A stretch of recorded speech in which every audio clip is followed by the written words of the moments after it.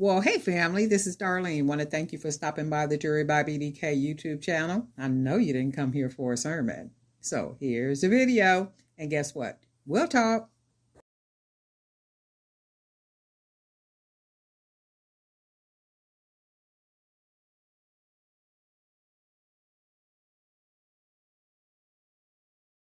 Well, hey family, happy Tuesday. This is Darlene stopping by real quick.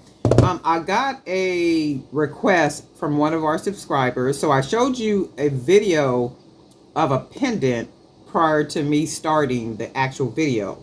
So she would like to see how I made that pendant that I showed at the beginning of the video. So I am going to be using some 8mm beads. Now you can use any color beads. You could even do this with 10mm beads. I've even made these pendants with 20mm hand painted beads. So I'm going to start with this, and I generally end up making a bunch of them like mini charms.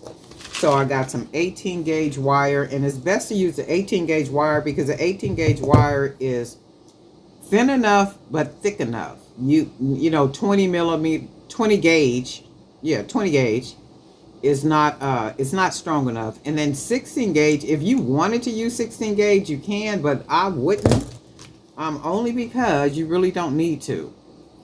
And I generally don't cut the wire in the different sizes because sometimes I cut it to be too much. And I know there is a different way I could do it, but I don't. So I'm going to just go ahead, and I have to make as many of these as I possibly can. I don't even know how many. I just kind of know when I see them done. So all I'm doing is taking these 8mm beads and turning them into like mini charms. Let me get this light over here. I can barely see where the hole is. And I'll do a couple of these on camera, and then I'll come back and show you how I make the actual pendant. Because this is what takes a minute to, like put together. Even if you found beads that already, I don't even know if they sell beads like that. Do they sell beads that are already hooked like this where you can use them? I don't know if I've ever seen that or not. Don't know if I've actually seen that or not. I'm sure they do, because it's always something that comes out that we need. And I want to thank everybody for like all the really good suggestions that they're putting under the different videos. The wood, not the wood, but the cardboard earrings in particular. So there's like a lot of good suggestions about around the edges of the earrings. And a lot of that a lot of those suggestions I'm going to actually use because they do make good sense. So more of those earrings coming soon. I'm just working on some other stuff first, some other pieces. And I'm thinking I'm kind of like in the mood for a couple of necklaces. But then I was thinking I still want to make some earrings. So, like once you get into a groove, a certain type of groove, you kind of hang there for a minute. And my thing is, I like those earrings so much that I want to, make more of them. So I am figuring, like little creative ways to do things to make them look even better. Okay, so this is the main part for for making that pendant. You got to put a bunch of these together. And you know what? I don't even know how I tripped up on, oh, I didn't read that. I don't even know how I tripped up on making that particular pendant. Because sometimes you could just sit and you just be making stuff. You just be doing something, and then all of a sudden a creative thought will come, and it's like, oh, okay, well, I don't know, but let me try it. I don't know, but let me try it. I was going through YouTube. Was it yesterday? I think it was it yesterday? It might have been yesterday or Sunday. I don't know if it was Monday. I don't know if it was Sunday or Monday, but it was one of those days because it is Tuesday. And I happened to come across a video. I don't even remember the lady's channel, but she was doing a live. And she was making a real beautiful necklace, right? And she had to get up from her table and go look into one of the drawers to find a particular type of bead, right? When I tell you she had beads everywhere, the envy that struck through me, I was like, oh my God. I mean, some of the most beautiful beads, even her soup little container that had certain type of beads. I mean, there were some beautiful beads. I'm like, oh my God. I put in the chat, you can send me all those beads that you no longer need. Okay? Because I will definitely use them. It's like, oh my goodness. Oh my goodness. I'm just checking my I'm checking my phone because I got a message. I got an appointment this morning that I got to go to. So I want to make sure everything is confirmed. And I am good to go. Because I always do that. I check, even though it's an appointment, I always check my appointments no matter where they are, just to make sure that the appointment is still an appointment. Because you just don't never know. And a lot of people I'm finding out are not good communicators. Folks just don't communicate. You know, it like it's okay to inconvenience folk. I don't get the disregard and, you know, dismissiveness that is going on. And if you're a business, why would you not contact a client and say, oh, okay, well, you know, I have to reschedule because whatever. Or you don't even have to give a reason, but, you know, we're going to have to reschedule because something came up, or, you know, like something, and then try to give people some type of notice.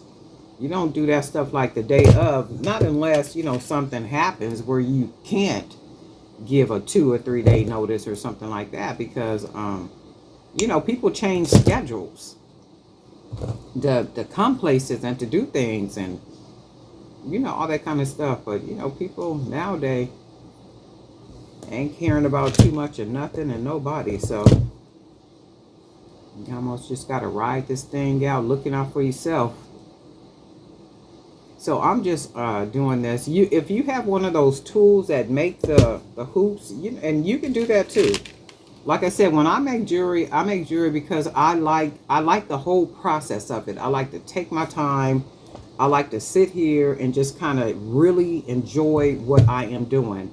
Like, life is busy. Life is busy. Life is stressful. There's a whole lot going on. We got a lot of sick people, you know, in our family. We might be dealing with some type of health issue. We got family members passing away. We got friends passing away. It's just a lot that's going on. And for me, when I sit down at my table and I create, it is like it's a whole escape for me. Like, I literally sit here and get lost in creating. And I love being in this space, just, you know, creating. Almost kind of look for slower ways to do it, you know, only because I want it to take time. I want it to be slow. I don't want a fast process. That's not what I want. I want to take my time, sit here, enjoy it. Well, here's a piece right here we can use. Sit here and then, oh, this is I think this is that's what is that? 16. I don't think I can do anything with this. This is kind of small. Yeah, can't do nothing with that. But that is my whole groove. I just want to come in here and sit, create something, you know, and just be in my own little world.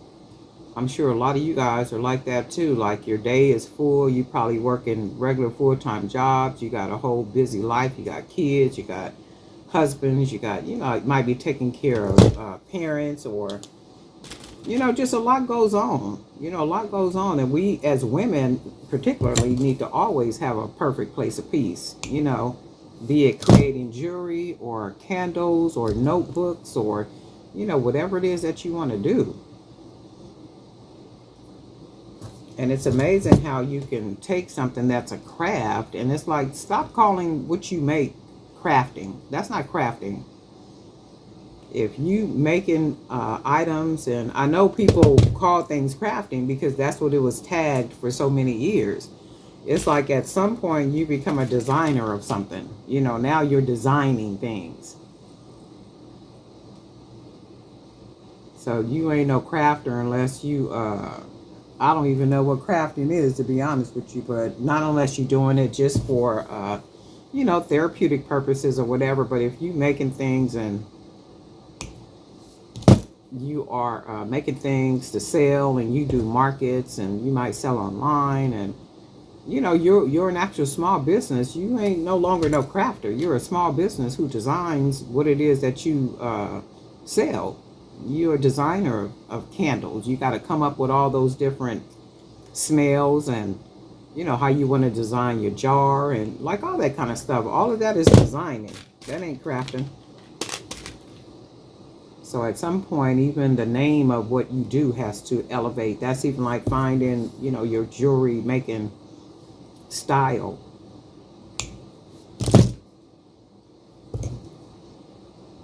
And we're all learning. We all still learning. I'm still learning a lot of stuff too. I don't know everything. There's no way I would be saying I know. No, I'll be learning something new every single day.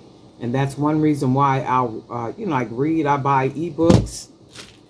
I do webinars. I do some of everything. Just YouTube videos on, different businesses and all type of stuff. And you'd be surprised what you can learn by watching, like, documentaries of how a lot of these large companies got started, and the different steps that they had to take to get to where they are. Like, some of those processes are universal, and they're not strictly just for that particular company, the Hershey company or the Mars company or Walmart or any of those. A lot of those processes are not particularly just a process that they used to get to where they are. Anybody can use the process. A lot of those processes are just regular everyday processes that any business owner or any small business person, would have to go through. You just got to figure it out. And remember, we was talking about transitions in the other video, and that's literally what it is, step by step by step by step. Okay, so what I'm going to do, I'm going to go ahead and go off camera. I'm going to finish these up, and then I'm going to come back. Okay, family, so I was able to get enough of the beads with the wire on them. So let's go ahead and make the pendant. And let me get my light back over here. I had to move around and do some other stuff. So let's do, I'm going to use this piece of 18 gauge wire. You can use 16. I would suggest using the 16 gauge wire. So use the 16 gauge wire instead of the 18 gauge. 16 gauge only because it's thicker. I'm not going to use 16 gauge because I'm not going to make a pendant. I'm not going to make a necklace using these. I'm going to probably take these apart and make a bunch of little small dangle earrings and attach them to something else, and then there'll be, earring both. I could do the earrings in both. So I'm going to use a piece of 18 gauge wire, and all I'm going to do is take my wire. I'm going to start taking these beads that I put wire on and turn them like little earrings. And I'm going to start just putting them on this wire.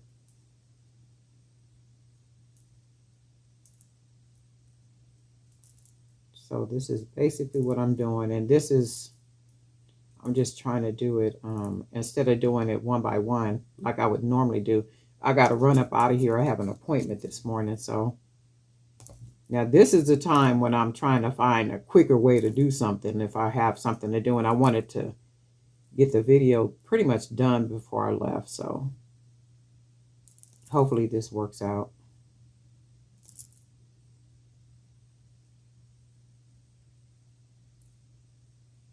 And just getting on. So I'm just stringing the beads on here.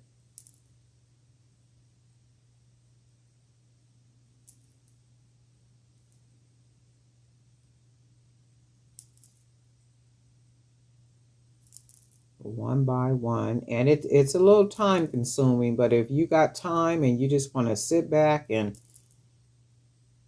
create something that's really pretty, very different and unique from what anybody else is doing. And remember, you can use bigger beads too. You don't have to just be using the 8mm. You can use the different color beads. You can use whatever beads you want to use. It's going to make the necklace, the pendant, look, you know, amazing because it's so different. You can even make these and use the stem. I think they call stem wire, where the bottom of it is flat, or it might even have some other type of design on it. But remember, if it's flat, it's really going to change the look of what the pendant looks like. So what will make this pendant look like what it's going to look like is because both ends have the wire hooped at the end.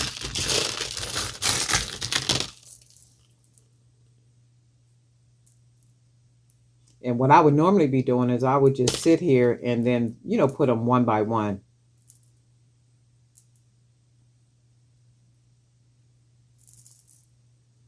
Because I could be in here sometime 1, 2 o'clock in the morning, you know, just creating, and I'll have either my desktop, I'll have some type of business something on I'm listening to, or every once in a while I might put a movie on.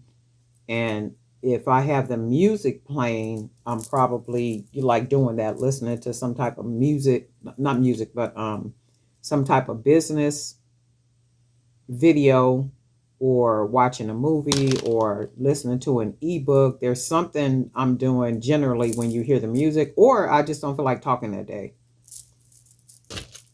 But I like to just come in here. You could already see what that's looking like. But I like to come in here and just escape, basically. So you probably can't see that part, but let's see. We're going to put that wire right there. You can see just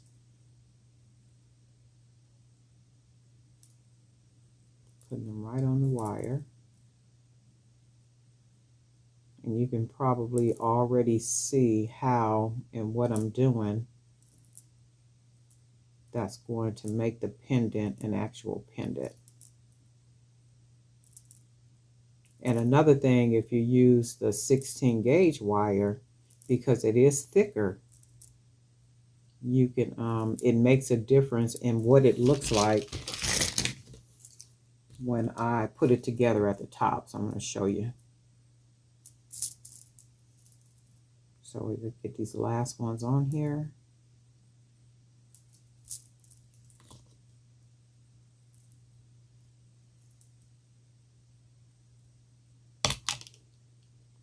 So the last two. One. And this is how I would normally do them one by one. Okay. So you can see what that looks like on here so far, right? And then what we're going to do, make sure I even out my wire, just kind of stretch it. And then I'm going to pull it together like that. And you can see how that's coming together like a circle. And all I'm going to do is I'm going to take the wires and twist them together like that. Okay. And then you can see it's in a circle like this. And all I'm going to do is I'm going to keep twisting this wire like this. This is why you want to use a 16 gauge wire, because the 16 gauge wire is thick. And the thicker it is, the prettier this part is going to look, right? So all I'm going to do is take it and fold it over because I need to make my bell. And then just go ahead and wrap it, that wire at the bottom down there.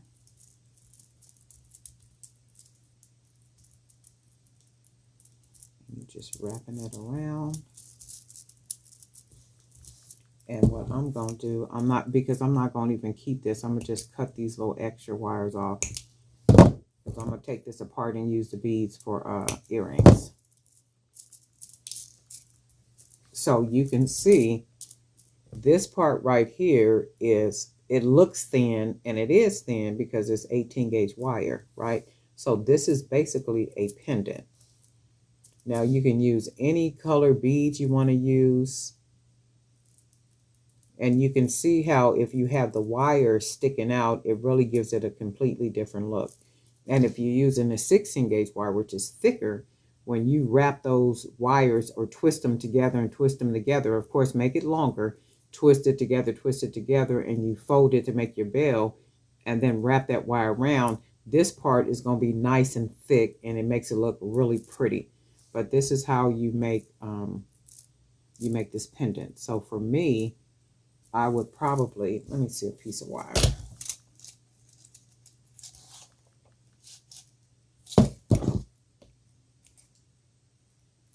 Oh, and that's another thing too. So after you wrap it, now you see it was this way. The wire was this way. You want to turn it this way so you're able to thread it on the wire or whatever it is you're going to use. So this is what that would look like. So it would be this way. And do I got any? And then if you've seen any of my necklace videos, you know I don't like openings down there. I usually will use like a coconut chip, or I use some type of something to hide that opening down there. But if you like, openings at the bottom like that, then so be it. So I usually put something that's right here. Let's just do something. I'm gonna throw some of these on here. I should have just went ahead and made a whole necklace, right? Just picked out the beads, but I'm going to show you how I pretty much, let's see what else I got up here I could throw on. Let's just put these on here. We're not going to make a necklace. I'm going to just give you an idea about what it looks like as a pendant.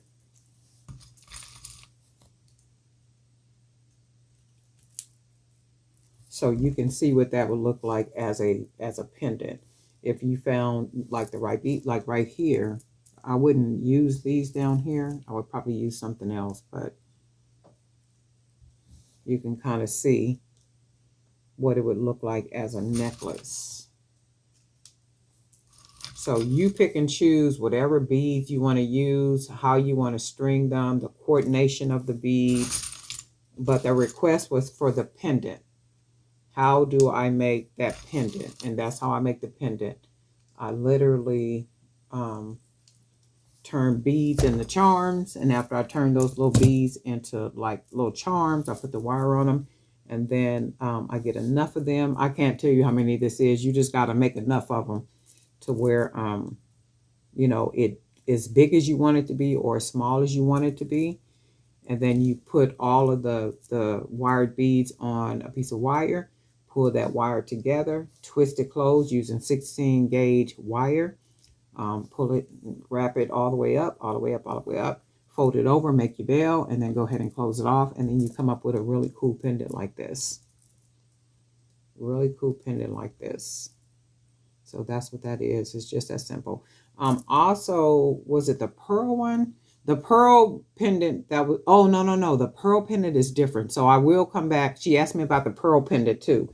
So I'll come back with the pearl pendant and show you how I make that big pearl pendant as well. Okay. But anyway, darling night for Jerry by Beauty Can. Guess what? We'll talk.